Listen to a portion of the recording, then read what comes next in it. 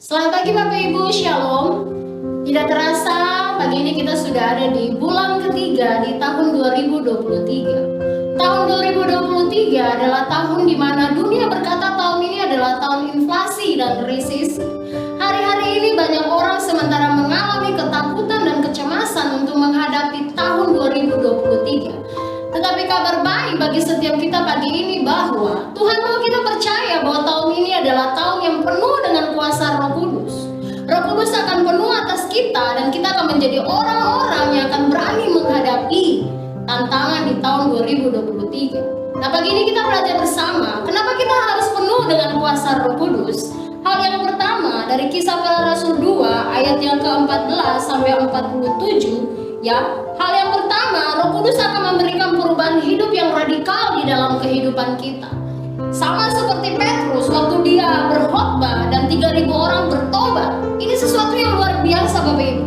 Bagaimana mungkin seorang yang begitu penakut, ya kita tahu bersama waktu Yesus sementara masuk di dalam penderitaan dan Petrus menyangkal Tuhan Yesus karena dia penuh dengan ketakutan hari itu. Dia tidak berani menyatakan dia punya iman, tetapi dia menjadi orang yang penakut.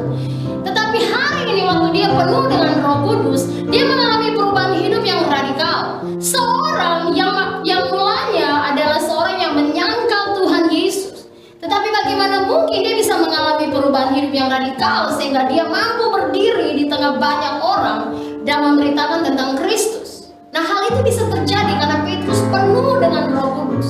Waktu Petrus penuh dengan Roh Kudus mengubahkan hidup Petrus sehingga dia menjadi orang yang berani untuk menyatakan Kristus di tengah-tengah orang banyak.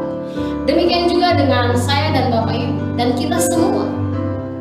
Mari alami kepenuhan Roh Kudus yang akan memampukan saya dan Bapak Ibu untuk mengalami perubahan hidup yang luar biasa. Kita tidak menjadi orang-orang yang pesimis menghadapi tahun ini, tapi kita akan menghadapi tahun ini dengan penuh keberanian karena Roh Kudus memberikan perubahan di dalam hidup kita untuk percaya bahwa tahun ini adalah tahun penuh dengan kuasa, tahun penuh dengan mujizat. Kita akan mengalami kuasa Allah yang mengubahkan hidup kita, mengubahkan cara pandang kita untuk menghadapi tantangan di tengah-tengah dunia ini. Dan hal yang kedua, kenapa kita harus penuh dengan kuasa Roh Kudus?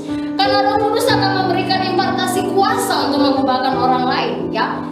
Kisah Para Rasul 2 ayat 41 sampai 42 dikisahkan tentang jemaat mula-mula. Nah, Bapak Ibu, jemaat mula-mula adalah orang-orang yang pada mulanya tuh belum percaya kepada Yesus, ya. Mereka belum percaya sungguh-sungguh kepada Yesus. Mereka tidak tahu siapa itu Yesus. Tetapi ada seorang yang luar biasa, Petrus, waktu dia penuh dengan Roh dan dia berani untuk berdiri menyatakan Kristus. Orang-orang di sekitar situ mengalami perubahan hidup dari apa yang Petrus katakan, ya.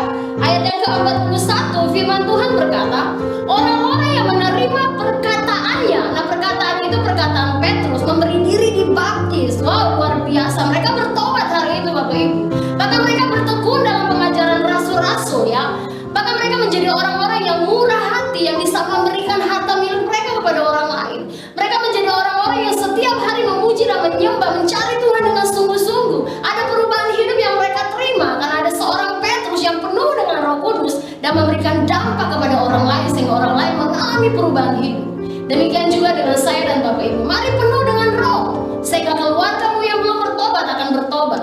Orang-orang di sekitarmu yang belum sungguh-sungguh di dalam Tuhan akan mengalami perjumpaan dengan Tuhan karena hidup yang pertama kali diubahkan oleh Roh Kudus, maka mereka juga akan mengalami perubahan yang dari Roh Kudus. Mari pastikan pagi ini engkau penuh dengan Roh Kudus yang akan membuat engkau menjadi orang-orang